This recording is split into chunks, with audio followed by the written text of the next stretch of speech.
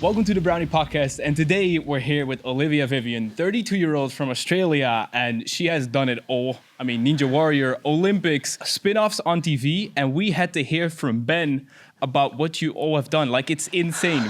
We should have had you instead of Ben. No. Yeah, last year.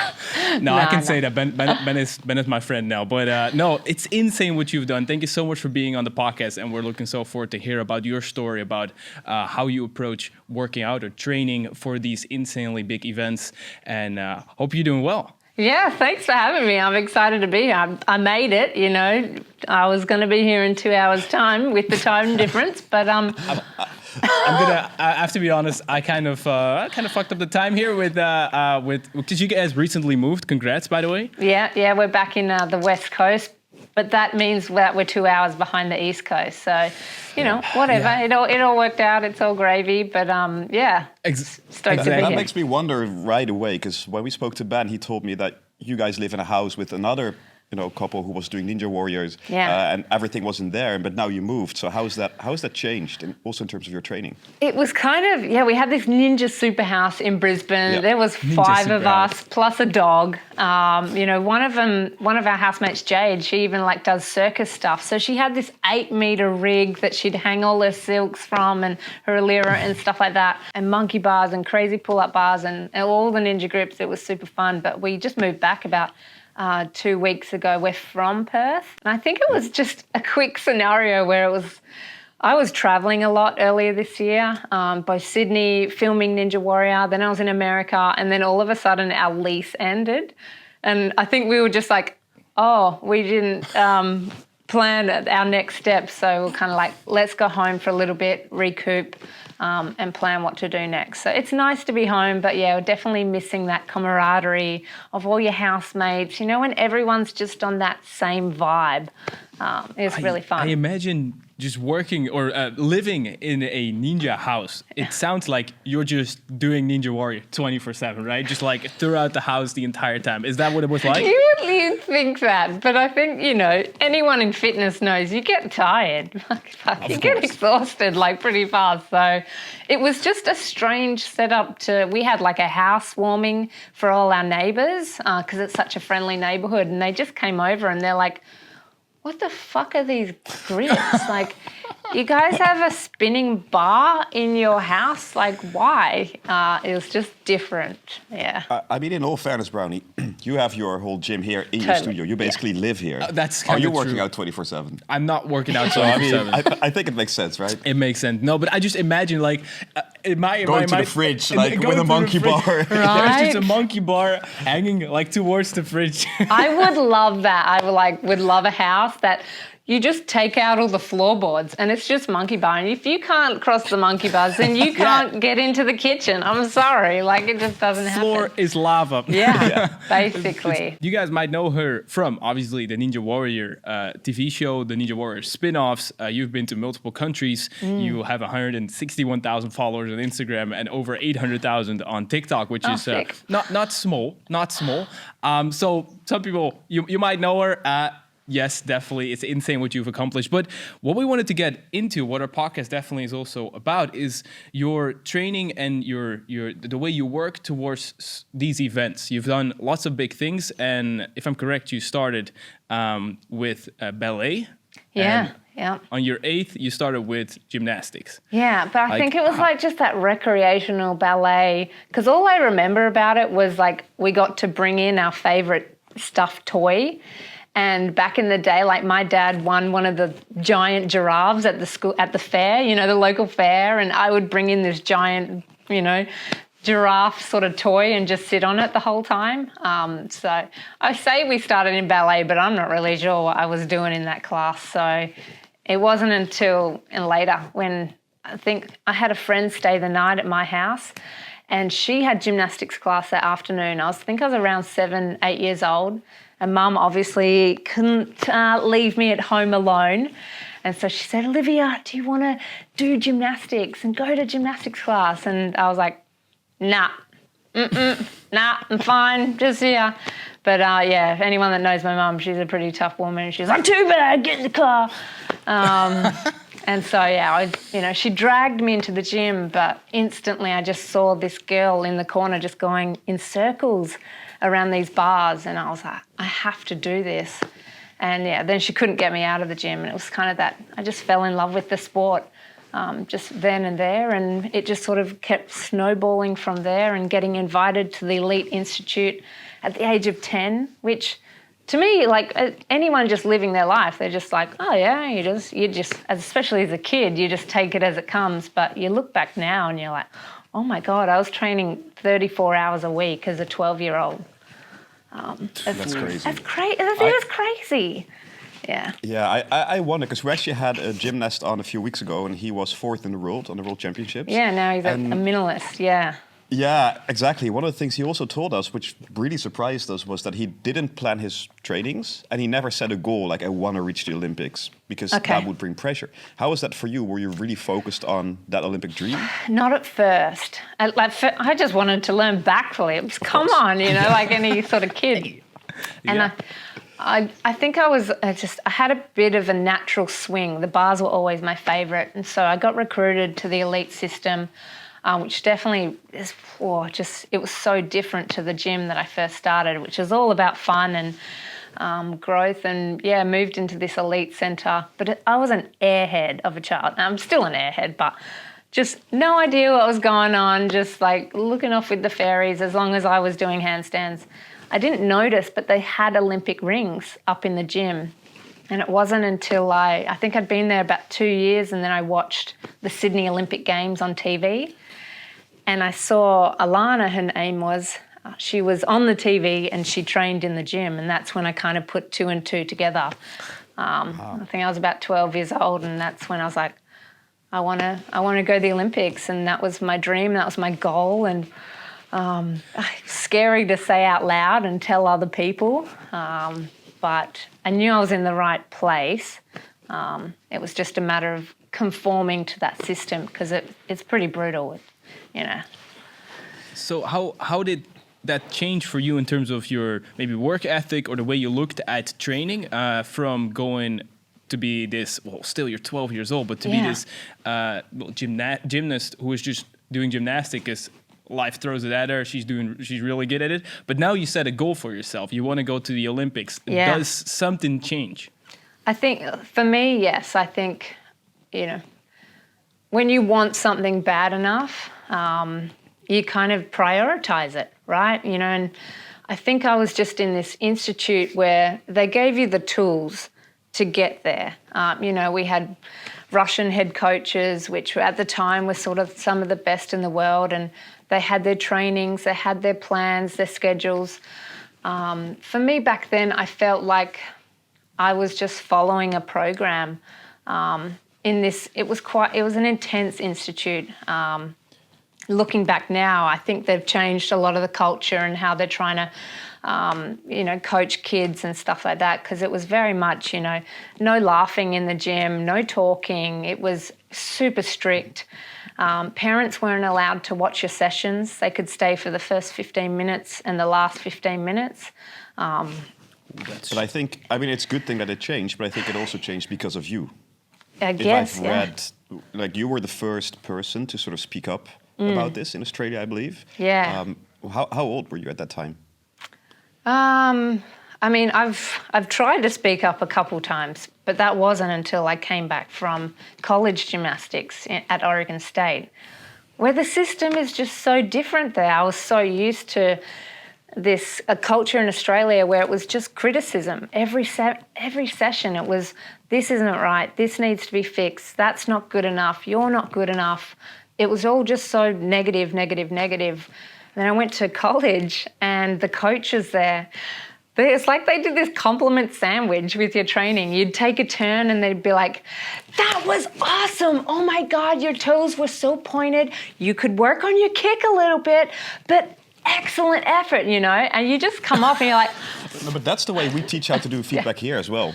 Was that a little American accent? I tried. Yeah, I thought already, I thought, is this I'm sure our American viewers will love that. It's kind of it's definitely how we do it here as well. Yeah. But it's if we were here in the Netherlands and we would hear that, it would kind of be that is definitely the American way, always to stay positive and maybe hold back on a little feedback. But hopefully because it's very high, like it's high sports, like it's a high level, so they will definitely tell you feedback when necessary. And I think. But there's such a big difference. So, for example, say I want to give you some feedback, because I do this in business as well. And for example, I want to do some sales, and I want to say your website is really bad. I could say, hey, your website is so shit, you need a new one. And you're like, wait, that's my website. That's my, I worked on this, shut up. Yeah. But if I tell you, hey, it's so cool how you've actually worked with different elements, I do think you can get a better conversion if you change this, this, and this. We could really help you with it. But just the fact that you have this is amazing. And now we're probably going to work together. So Exactly. Otherwise, you kind of close up. You're just going to the defend walls yourself go instead up, of taking you do it the in. defense. And I did that all the time. Like you stop listening, or you roll your eyes, or you want to turn your back. And it was just that every single day. But after going to America, like, it was incredible. And it sort of taught me a lot, one, about myself, my training, my motivation. Like, I fell in love with gymnastics all over again. It made me feel like that 8-year-old that just stepped into the gym the first time. And so I tried to bring that back to Australia and say, this isn't right. We're doing things wrong here. You know, I was way more motivated with that style of coaching and that environment than just constantly being told I'm not good enough. We don't want to brush over it a little too fast, because you just said you set a goal, which is getting to the Olympics. And we brushed over that because you did. It was like a tough goal, a long goal, because the rules in gymnastics, you become a senior at the age of 16 as well for female gymnastics. So back in the day, you can compete at any age. They used to be like 14, and there's been cases that have been revealed, from other Olympics that the Chinese were still 14 and had fake passports and all this stuff. But it's a tough one, because I guess children are easier to manipulate in that sense. And my goal was the Olympics, and for me, I was in that mindset where I was just willing to, take on the abuse. And, it was almost towards the end, I wasn't training because I loved it anymore. I was training for the goal. I just would walk into the gym and do what I was programmed to do. I didn't get much joy out of it anymore. I was on those final couple years and just training just for that Olympic goal. So it was probably one of your career highlights, but it was terrifying. It was like the comp itself was great. The trial process, like, I get sweaty just talking about it and thinking about it again, because they take, everyone that wants to try goes to national championships, and they took the top 24 to the second trial, and then the top 12 to the third and final trial, and 6 make it onto the team. And it was a closed trial, a week training camp at the Canberra Institute. No friends, no family, no spectators. So it's just judges, coaches, and officials. And it's like just this week of training alone. There's 12 of you, and you know that 6 get selected. And so it's kind of like you start piecing together teams inside your head. You're like, oh yeah, she looks good. Oh yeah, she'd be really good, And no matter what team you put together, you're always on it. It's like, I'll try put me on the team and 5 others. But we competed the Saturday morning, and then the Sunday morning, waited all afternoon, and they announced the team that afternoon. And they don't do it like this anymore, thank goodness. But they took us into this massive auditorium, like a giant theatre. And again, just 12 of us sitting in our seats. The coach is like way up the back. Damn. And then the CEO of Gymnastics Australia just announcing the team one person at a time. And I remember the first girl got called, the second, the third, the fourth. I'm still in my seat.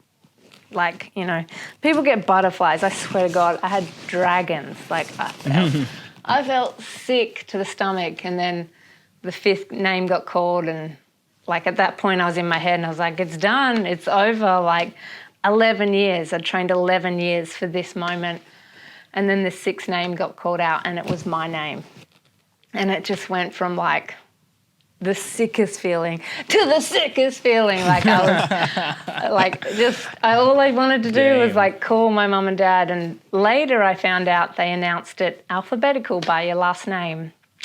Yeah. Yeah. I think that's good you maybe didn't know, because Yeah, I know, right? You would have been like, even more stress. Yeah. Yeah. But I'm not. I mean, maybe then she would have been like, all right, maybe, this makes sense. Would have been maybe a bit Imagine your better, letter being skipped then, and then it's just...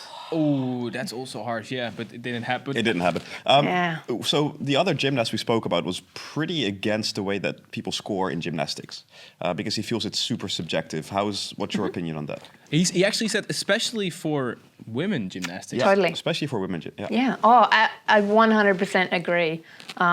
You know, we always knew sort of coming up through the system, which again, I think needs to change a little bit.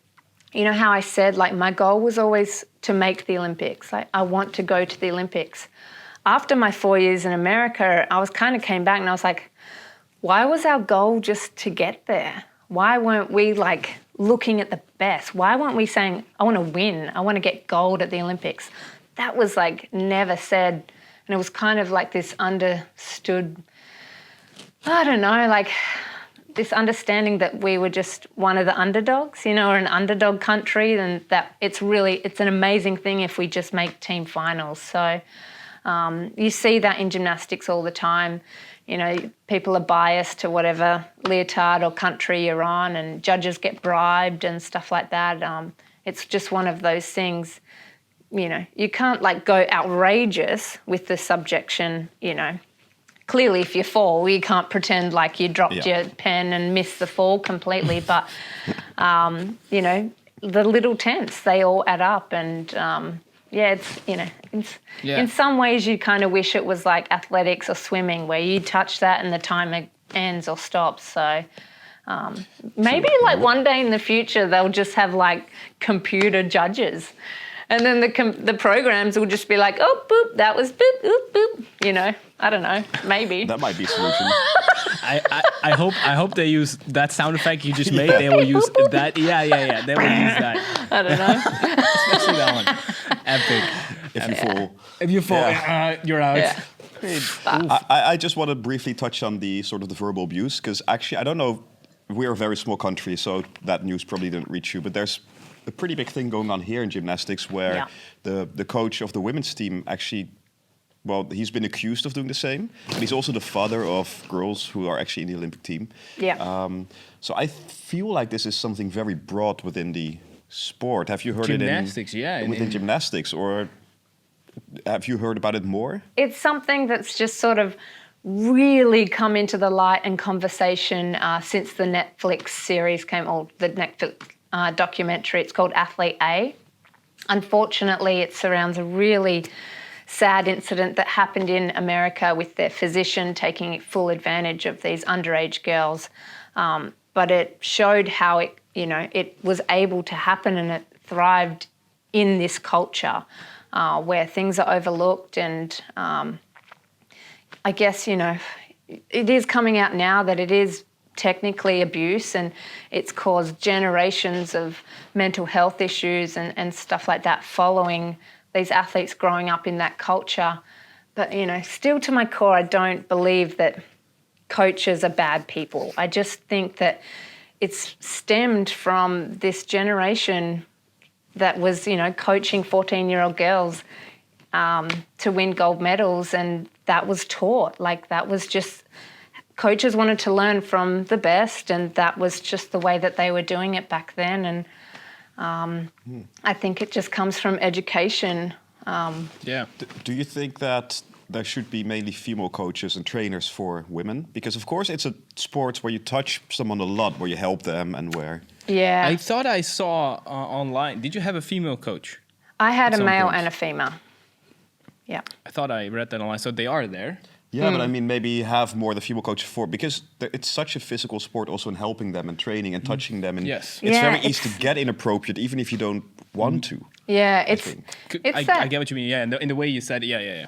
It's you know, it's become such a fine line now. And there are a lot of really amazing coaches out there. So I don't want to take away from that or, you know, try stain the sport altogether.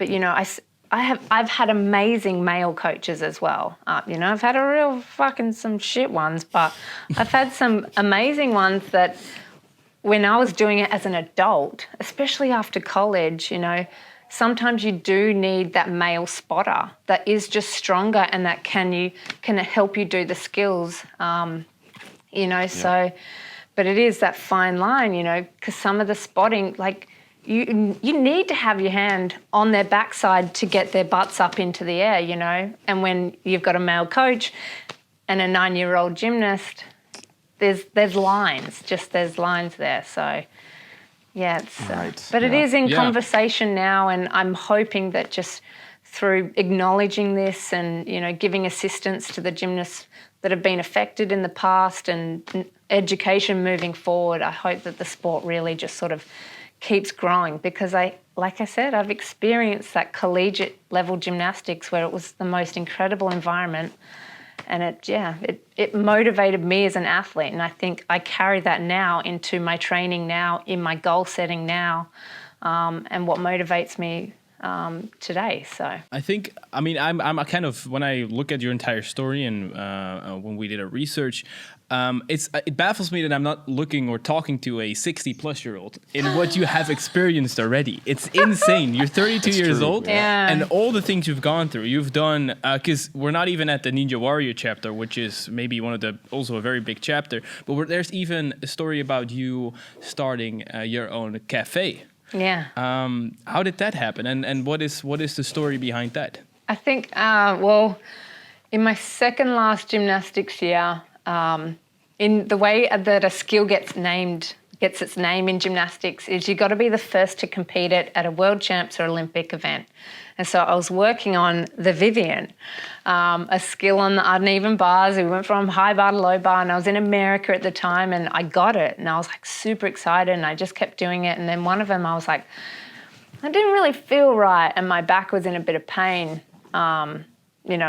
I didn't know what it was, but the flight back to Australia, actually, that cabin pressure really blew it out into 2 fractures and a tear in one of my discs in my back. And it was just like I was out for months, and I remember just laying down on the couch, and my mum is in real estate, and she noticed, I think I was, 23 or 24 at the time, maybe.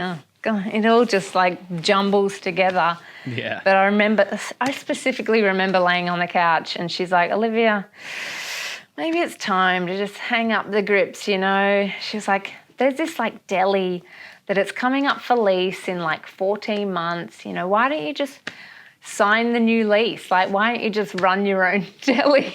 And I went to college, I studied exercise sports science and new media communications. Like, I'd never made a coffee before in my life. Like, what is hospitality? But I remember just laying there, and I was like, it had been a shit year, 2013. Like, I lost my dad to cancer earlier in the year, and it was just, and then I broke my back, and I remember sleeping on it, and the next day I was like, fuck it, let's just go balls to the wall. Like, why not? I'll just run a deli, like, as if it's hard. And so I was like, yeah, okay, cool. Like, let's go on this adventure. Thank God I had like 14 months to prep and plan and like learn and stuff like that. And I ended up returning to gymnastics for another year, did a Commonwealth Games, which was hands down the best comp I've ever done in my life. We've got stories for that one. And then another World Championships where I relearnt the Vivian and stuff like that. But yeah, again, after that, I still loved gymnastics, but it was that culture that ended up wearing me back down again, and went into this cafe. Again, it was supposed to be a deli, and in Australia, you've got regulations you have to meet to be a cafe. You've got to have a disabled toilet, a grease trap, like extraction fans, like all these things that I had, Yeah. I was just like, I'll stand there and sell stuff. Okay. So we ended up go. Sorry. I'll just keep talking. You need to be like, yo, shut your mouth. Before I forget, because people might be on the edge of their seat to know, because you just said it. Yep. Did you do, did the Vivian end up working? Is that what you just said? Or you tried it? I ended up doing it, but the code value, again, because you submit the skill and, really to put a skill in your routine to make it worth it, it's got to be at least a D. So A is the easiest, and then it just keeps going down. And the judges or the committee sort of gave it a C value, which it was just, it's not worth it for how difficult this skill really was. So we're doing it in podium sessions, but we just decided for competition it wasn't worth it. It wasn't worth the risk for such a low value. So there's no Vivian now. No. At least in gymnastics. Yeah. Yeah, but sorry. still, it must have been, for you, it must have felt amazing that something that, while trying to get it, you actually broke your back, that you now did it. Yeah, no, it was honestly, I was pretty upset I didn't get to compete it, just because personally I was like, I don't care if it's an A, like it will be the Vivi, who cares? But it's a team comp, a team scenario. It wasn't like I was just heading in there as an individual athlete. So you do have to think about the team and put that first. What I really notice in the whole story, but also reading up on you, is it doesn't really matter what life throws at you. I think when you have a goal or you want to reach something, you just go all out. Has it always been the case for you? Like you just go fully all out whenever this totally. is my goal. Yeah. But that's I think that's my personality. When I have a goal and I am so driven and focused, and I'm that kind of person that just, you'll fall down, you get back up. If I believe I can do it, and I think that's the key to anything, you've got to have that self-belief that you can do it, no matter what other people tell you, because throughout my entire career, I've always been told I'd be too tall to be a gymnast. You're too skinny, too knobbly, too weak, you'll never get there. If I tell myself I can, you kind of can't stop me. Which this I think. Is why. Yeah. Oh yeah. Sorry. Yeah. Move on. No. Oh, it's super inspiring. Yeah, for sure. exactly. And this is also why what Bob said, that the gymnast had no goals, which is actually but kind of not the normal way you see pro athletes go for it. So it's interesting to see your take and hear your take on setting goals, that it is very important for you and know your priorities at that point, which is just an interesting. Yeah, because I think reading your story, if I remember correctly, the first thing is, at your birth, there was already an issue, and doctors said you would never really be able to do sports. Then they said you were too tall, then you broke your back and you would never be able to do sports again. Yeah. And I think you've achieved quite some things afterwards in terms of sports. So I think it's super cool that no matter what people tell you, like if you put your mind to something and you really want to get something, a lot of things are possible. Yeah, and I think people just have different personality types as well. Like hearing that story of going in and just not really having a goal because you didn't want that pressure or the nerves. I understand that. Some people have a fear of failing. I had to battle that for a little while leading up to the Olympics. I found myself, in the last couple of years, getting really lazy and complacent, just because I was scared to give it 100% and fail. Because 11 years for this one goal, I'm not sure what I would have done if I didn't get it. So I think personality types, we grow, we learn, but some people are really just super complacent and they don't really care. They'll go into the gym and they'll spend half the time on their phone. It's strange like that, but. Maybe good for people listening. So you said you also had to battle a bit of sort of the doubt and the fear of failing. How did you actually overcome that? Because I think a lot of people have this. Well, I think with sport at any level, but especially elite level, there's a lot of mental training that comes into it. The mind is so powerful and we overlook it. We really do, and we should be training it just like any other muscle. Some people get a personal trainer because they want bigger, stronger legs. For me, I had to get a psychologist to work my brain. But we see, there's always been that stigma around, oh, you're seeing a psychologist? Oh, you're crazy, But if you'd shown up and be like, sorry, I'm late from my personal trainer, I'm just working on leg day, they'd be like, oh, man, I should get to the gym. It's funny how we think about that. That's so true, yeah. I think it's changing a bit, though, that stigma. It is, getting yeah. mental, It is, the yes. mental health is getting so much more attention now, which is super important. Especially after COVID. You know, we really saw that really obvious effect across the entire globe. You know, I know the Australian government is really trying to support and help with mental health, and which I think is great because we've overlooked it for too long. But that was, for me, I had to work with a psychologist because, you know, it's West Australian sport. They're elite level training. They're not going to just coach a gymnast that's giving 50% because she's scared that she won't make it. They're like, no, you're 100% in or you're 100% out of the gym. So yeah, that was for me. I had to work on my mind. So you, at some point, said you sort of stopped gymnastics. Yeah.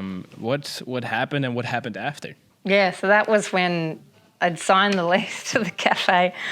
Lucky I had a bit of time, but we started renovations because it just looked a bit dingy. And I just wanted to renovate the ceiling and the floor, and they started renos and they ended up finding asbestos.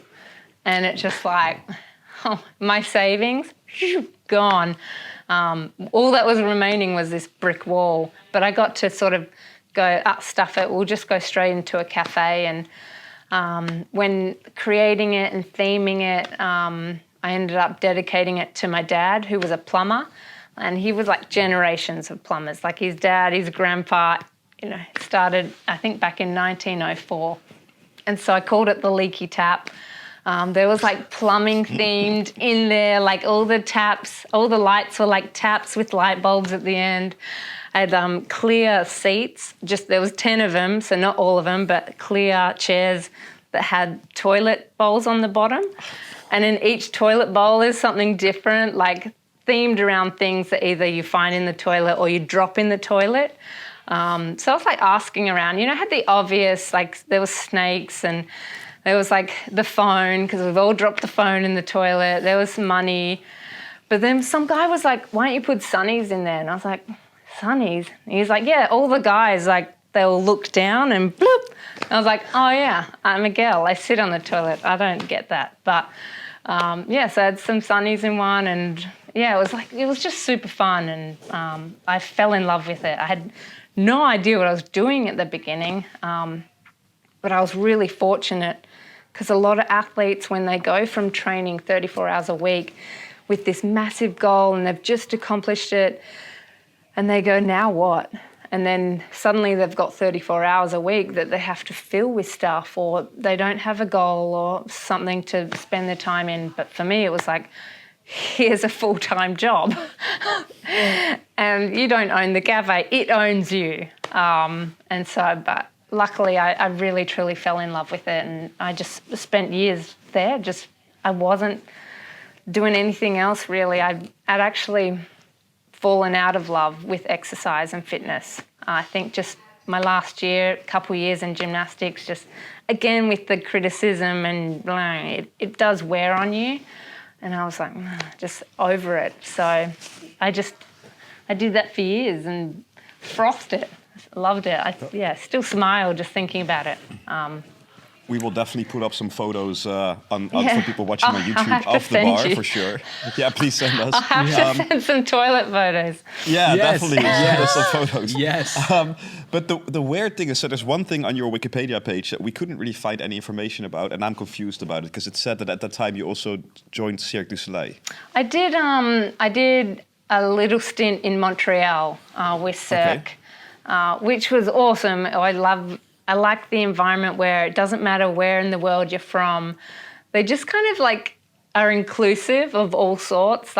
You could sit there at the table eating mayonnaise with chopsticks and they'd be like, oh, it's totally normal. It's this magical world where everyone just fits in. It's the weird and the strange all just fit in. And we were working on this new apparatus. It was a mixture of this swing and a trapeze. It was a swinging trapeze, and we were coming up with moves and tricks and stuff like that and seeing what was possible on that new apparatus. And it was so fun. It was so cool. So where was this in the timeline, roughly? This was a couple years into the cafe, I'd been offered a few contracts with Cirque, but they were all just really bad timing. And because when they offer you a contract, it's tight. Like, you can't leave the show unless there's a death in the family. And even then, it's back for the funeral, come straight back. They keep you on a really tight leash show-wise. And so if you sign an 18-month contract, that's an 18-month contract. You're gone. And it was all just really bad timing. But this was, again, it was probably the same year as then I got the phone call for Ninja Warrior. And I remember because I got the call and then I got a Cirque du Soleil email on the same day. Yeah, so I was in the cafe. It was quiet and the phone rang and I answered the phone and it's like, it was just this lady and she was like, hey, is this Olivia? I was like, yeah. She was like, hey, we're filming this show.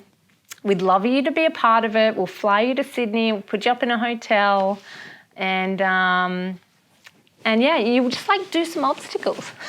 I was like, all right. I thought I was doing, I don't know if you guys have seen it over there. It's called Wipeout. Yep. Yeah, that's what I thought I was doing. So they didn't tell you the show?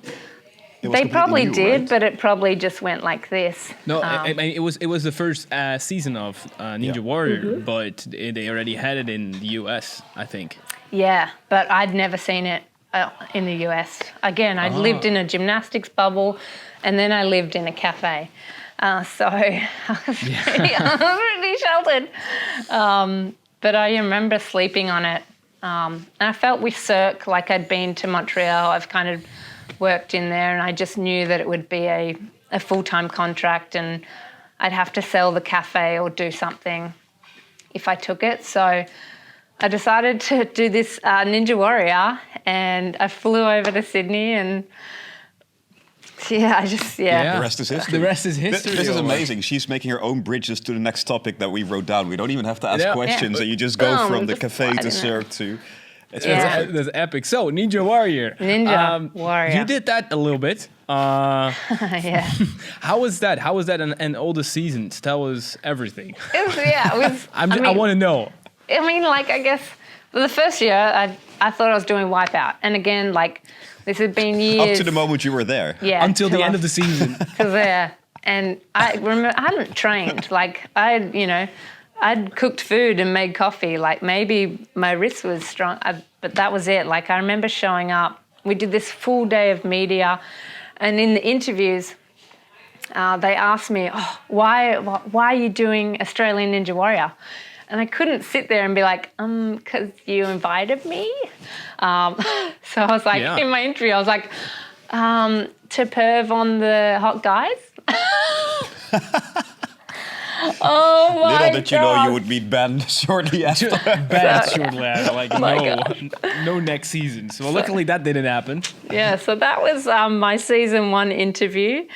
And I remember, because they don't show you the course until an hour before you start. So we walk out. I'd done a full day of media. I am a white ghost with red hair. Like, I was sunburnt to shit. I was so red. And just walking out there, 1, in pain, but 2, just seeing the scale of these obstacles, I was like, holy shit, this is not Wipeout. Yeah. That's hilarious. But I had no expectations. No one knew what they were doing, actually. No one had any idea what was going on. No prior training? For me, no. I think, years of gymnastics. Yeah, but a few years in between. Yeah, I know, right? Somehow I got to the warped wall. But then anyone that doesn't really know technique or how to run up a wall, I ran into it 3 times, like face planted the thing. Like you would. But, the red lights went on. I'd had the best time. I had the best night. And I flew back to Perth. And I just remember feeling like I wish I'd gone to semi-finals. Like, I had that fire again. I was kind of like, man, that was so cool. I wanted to be in the next round and I wasn't. I didn't get through to semi-finals. So I flew back to Perth. I Googled ninja. And the Ninja Academy in Perth popped up. And I was like, who has a Ninja Academy? Like, what is It this sounds thing? super cool, just the name. It sounds insanely cool, Yeah. but like starting that would be like an insanely big gamble to me, because you being like so insanely into sports, and maybe that not ninja at that time before, but like must have known about it and you didn't know about it. Yeah, I know. Well, it still was new. Like the gym was very new. Yeah. The owner, Dave Ravi, has been a fan of Sasuke, which is the original Ninja Warrior that originated in Japan many, many years ago. And he was a former accountant and just decided to change his life and built this gym based off his passion and his love for Sasuke. And he knew that American Ninja Warrior was keep growing and growing, hoping that one day it would come to Australia. And little did he know, bam, it did. And season 1 went off in Australia. Like the kids frothed at this stuff. Unfortunately for them, the Ninja Academy was adults only. So eventually Dave started putting in kids stuff because the demand was just crazy. And yeah, I just remember training there like once a week, then twice a week, then 3 times. And then I bought a membership because casual entries are really expensive. And then, months later, I sort of noticed Ben in the gym. And he had longer blonde hair at the time, and he'd walk around shirtless like this god in the gym. Because he's like 6 foot 1,000. He just walk 6 foot around. 1,000. Yeah, seriously, so tall. It's like, hello. Yeah, that's one of the reasons I'm never going to invite him. Yeah, go on. No. And for the longest time we were just mates, or even just like casual friends. It wasn't even a real friendship. Like I always remind him, he used to do these awkward side hugs. Like, who does the side hug, He used to give the worst hugs. And then he did. He thinks he's a great hugger, but I don't agree.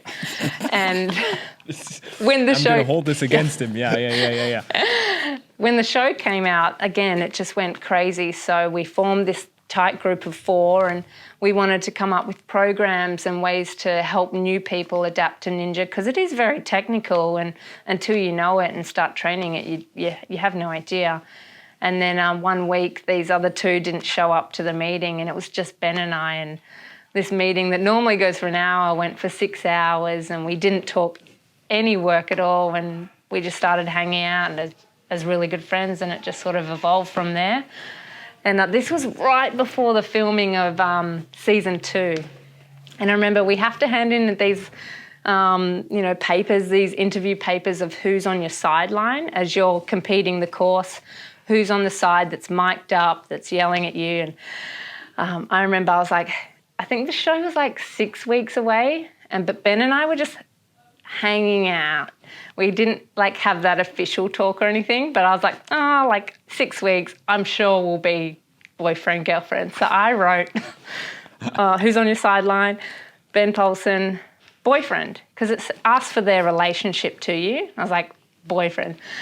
And then later that night, Ben and I, spoke about these forms, and I was like, oh yeah, I put you down as my boyfriend. And his face just was like, he was like, I put you down as friend. But you can't blame Ben for that. No, totally. It started that night. We had the official conversation. Exactly, that's what I thought. She made an planned it. insanely good bridge. Yeah, a good bridge again to how you met Ben, because that was but awesome. But season 2, did you have to apply for that, or did they ask you again? We applied.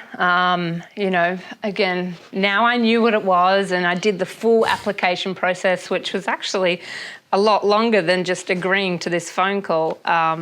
Full questionnaire, you had to do videos, photos, profile shots, all this stuff. But we mentioned that we were a couple, and they loved that. But I remember sort of showing up and feeling so nervous, because I'd now trained this for a year. The wall that took me out, I knew I could do it, but you have to get through these 5 obstacles before the wall. And I started feeling that pressure and that expectation that we all put on ourselves. And Ben like remembers me just standing there, just like shaking.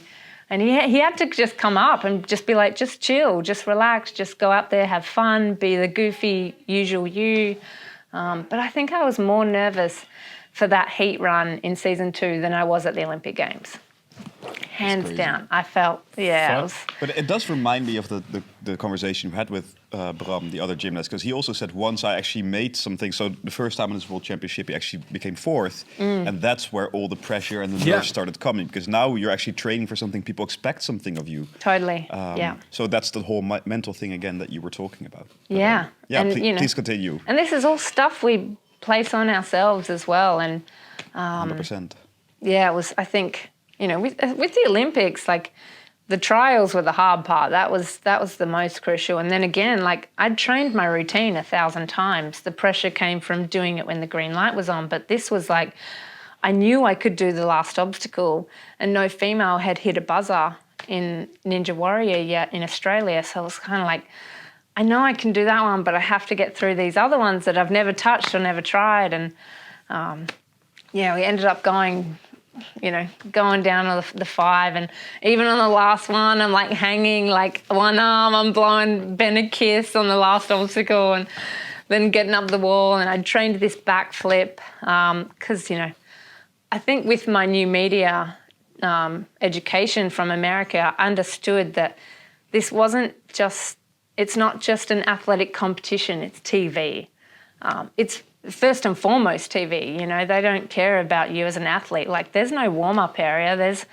You just go and do it cold sometimes, and you're competing at 1, 2 a.m. in the morning. It's not structured, like for an athlete. It's TV. And so for me, I was like, everyone does the warp wall the same. How can I stand out? How can I be different? How can I add to the show, boost ratings, do what I can do? And so, I got to the wall, got up it, turned around, did this backflip. You can hear the presenters being like, no, what is going on? It was crazy. It was so cool. Epic. Yeah, it felt really good. And of course, so the next year you only had to answer the phone call again rather than apply after all of that, right? Yeah. I think they wanted me back after that. Yeah, that was...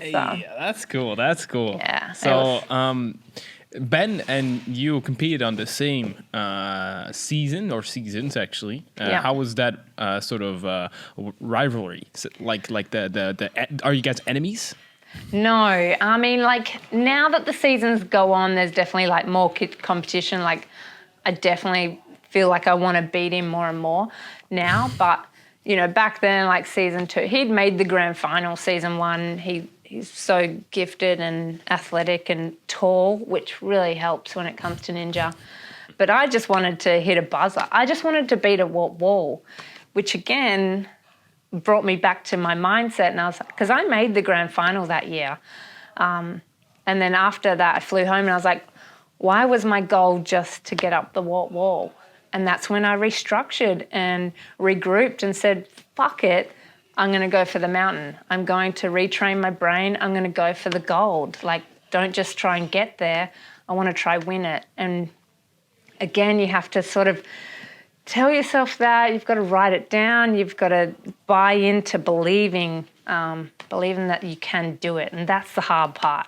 Because it's easy to say, but it's hard to truly believe that you can do that and then start structuring your training towards the smaller goals to make it happen.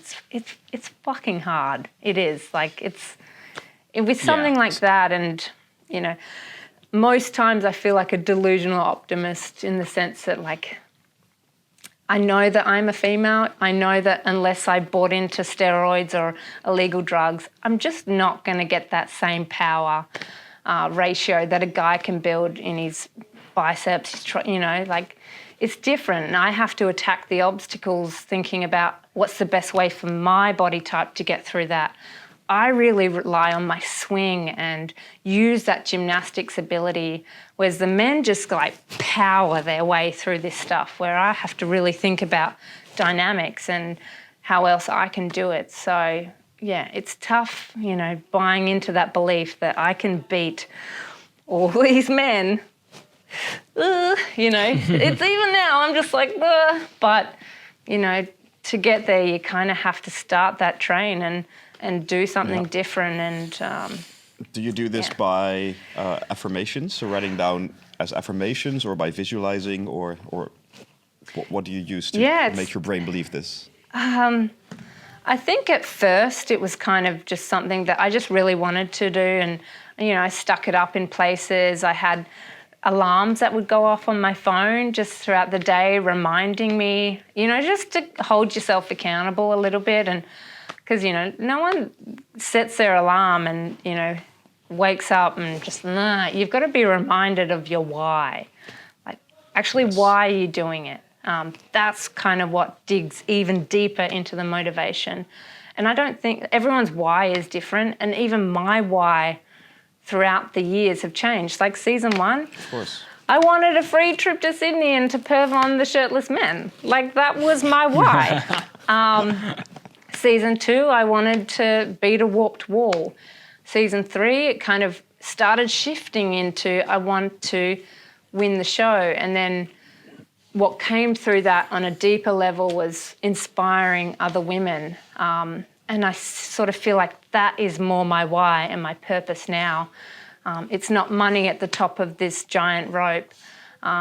It's, motivating other women to believe in themselves and just to attack their goals and to give it a go, or just kind of step out there. And I feel like, I think those are the strongest whys out there. If your why is just chasing money, I've seen that with people I've coached as well, then you make the money, now what? Is that going to make you happy? No, because you haven't achieved something that is, something you're proud of, or something that really makes a difference for you or people around you. So I think finding that why will probably improve your skill set even times, 10 again, because now you're so motivated. Yeah. 100%. But motivation dips, and you guys would know that, it's fitness. It's just, in fact, everyone's journey. We all go through the highs and the lows and the what am I doing? Why am I doing this? Even now, like I was chatting to Ben about this the other day, because, a few years into Ninja, I really was like, I've got to commit myself. So I ended up auctioning off the cafe, so sold the cafe, and then what I found was I just had a lot more time with this new passion, this new goal. And I feel like with time comes a bit like, like that less structure. We were chatting about this the other day in the sense that, like, I'm very clear that my why and my purpose on this show is to motivate other young girls. Like, I really just want them to go swing, go do that movement, get healthy, because Ninja Warrior changed my life. Like, it took me from hating exercise. Like, you couldn't even bribe me to go to a yoga class, and I love bribes. So that was pretty, I just wouldn't, and it totally just made me feel like that little girl playing on the playground again. And I want other females to just believe in themselves, no matter what their goal is, whether it's fitness, whether it's academic, whether it's just something, in life that, people have told her that she wouldn't be able to do. But I don't have that structure, I don't go to work or this workplace every day where it's like, oh, the alarm goes off, go to work, do my things. It's a little bit more flexible now. And so, it's hard to be reminded of that why when there's no call time. There was so much info in here for people who are now maybe struggling with this and maybe lack motivation, but... We also skipped the part where you actually beat Ben, by the way, because you did beat Ben in the Ninja Warrior, which will definitely also...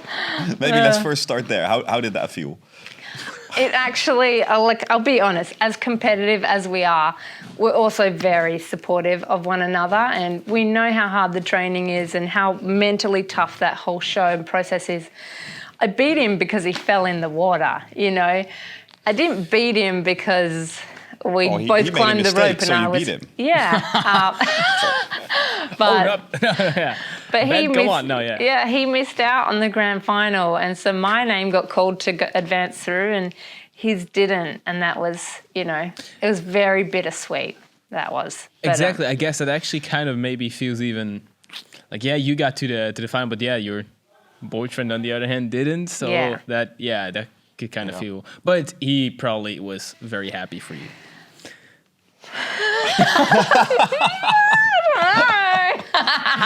We'll ask him next time. Oh, Ben.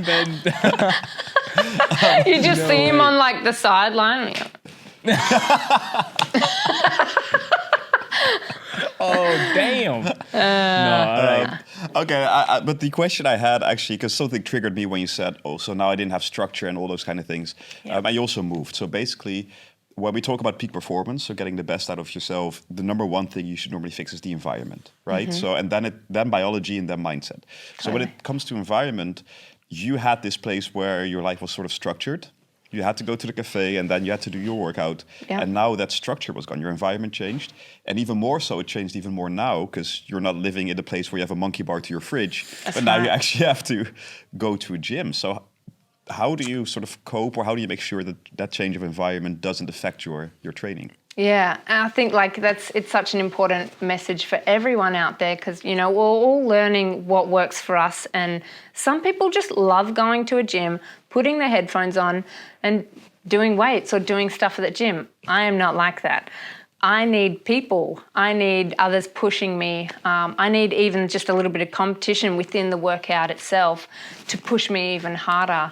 And that is my personality. And sort of once I figured that out, even when I was living in Brisbane in a house of ninjas, I'd still go do these high intensity training sessions with other people in a group setting, just because I find that works best for me. And then you'd come home and fucking Fred's on the spinning bar and he's like, you can't fucking beat me. And I'm like, I'm gonna fucking beat you. You know, and then like you have that fun competition side when you're at home, and kind of here we're finding like I'm still going to do my group sessions because that's what holds me accountable and gets me going. And then with Ben, it's kind of like, let's go to the ninja gym together, because it is a lot harder to train on your own. And you know, it's nice when you have other energy there and you're feeding off each other, you're challenging one another. You've got two minds that are going to the creativity, and I think a big one is holding each other accountable. You know, so, and I think that's with a lot of people, the hardest part is like sometimes just getting there. Just getting to the gym is, we're like, you know, and I still feel it, you know, like they say I'm this like, you know, top female in Ninja Warrior, and it's like, I still struggle to get off the couch. Like, you just want to click the next episode on Netflix. Like, that's me. Like, I'm like, I'll do it tomorrow. I'll do the workout tomorrow. And that's when you got to hold yourself accountable, or even have someone to hold you accountable. The best trick I've ever learned for that is, it's say with getting up or going to the gym, right? If you feel like you don't want to go, I'll go tomorrow, as you said. It's basically ask yourself on a scale of 0 to 10, how much do I feel like going now? And maybe that's a 3 because you don't feel like going. Yeah. And we're very used as humans to always be negative. So we're always focusing on, why don't I want to go? Why aren't you doing this? And then ask yourself, okay, so why is it not a 2? Why is it a 3, not a 2? And you basically start thinking about, okay, because I know I'll actually be closer to my goals. I know I will actually be more motivated. I'll actually be healthier, fitter. And that, in return, all of a sudden boosts that 3 to like a 7 or 8. So focusing on the positive things is so important as humans, I think. 100%. And I think that I don't want to put words in your mouth, so we're going to ask the last question. Yes. The last question we always have is, what is your superpower? What do you excel at? What are you better at than others? And you can brag. You're definitely allowed to brag. All right. This is totally not even fitness related. This is opposite. Doesn't matter. I feel like I could eat more than like big rugby players. This is the best answer we've had. I'm dead answer serious. for sure. Anyone that, you know, and you get athletes that are like, oh yeah, I eat so much, you know, I will put you to shame, I promise. People that know me will be like, oh shit, your fridge isn't going to last very long. That's. So if you quit with Ninja Warrior, you can always do eating competitions. I think so, unless it's spicy. I just can't. I wish wish. Good to know. You need to know your food skills, your eating skills. Yeah, it just hurts coming out the other end. Like it's not worth it. This has been the best answer ever. Yes, I think you could also go to comedy, by the way, afterwards. Oh, 100%. And going into that, I actually want to say that what I think, or at least what I've noticed so far, is that I want to really thank you for being on this podcast. Your energy was amazing, and I think you can definitely inspire and teach others a lot, which I think is one of your goals right now. Is that your main goal right now? What is your main goal in life, or maybe hitting that buzzer on Ninja Warrior? Yeah, look, like I still haven't climbed that rope and won the show. You know, I'm still aiming for that, but again, falling on that main purpose of just inspiring other women. And then, you know, if I'm truly honest, and this has taken me a few months to sort of just come into like focus with myself, again, it's like that goal, and I know it's my goal, but like I said, it lacks the structure and that workplace. So for me, I feel like I'm also in this space where I'm searching for another goal, where I'm searching for the next thing, or just something to go on the side of it as well, because I think that's healthy. And for me, I like being focused and, you know, driven and just sort of busy with something. So, you know, although like I'll still be aiming for that mountain on Ninja and beating all the boys, yeah, I'm also searching for something new, which I think a lot of people will, you know, relate to as well. We kind of just go through these different journeys, and that space where you just don't know what you're doing is kind of rough to sit in. And I hope that people know that that is totally normal as well. I mean, That's 100%. We 100% believe in you and getting there, and you will hit that buzzer. You will get that. I think it's the golden buzzer on Ninja Warrior. You will get it. I'm trying. Thank you so much again for being on the podcast. No, all her socials, or all the socials will be in the description below, in the show notes, wherever you're watching, listening. Thank you so much for listening to the podcast, watching the podcast. Hope you guys enjoyed it. Make sure to smash like, subscribe, and hit that bell. And we loved it. I loved it. Oh yeah, for sure. This was the easiest podcast we've ever done. You are because so like, I ask one question and you I just talk. Oh my God. Can't you just, you need like your own buzzer to be like, shut up. So just mute. No, it didn't need it at all. It was so entertaining, and you actually told us such an interesting story. I, again, want to thank you so much for being here, and I hope you enjoyed it as well. Yeah, I did. I always love talking about myself. And on that bombshell, we're going to end it. Thank you so much. See you guys in the next episode.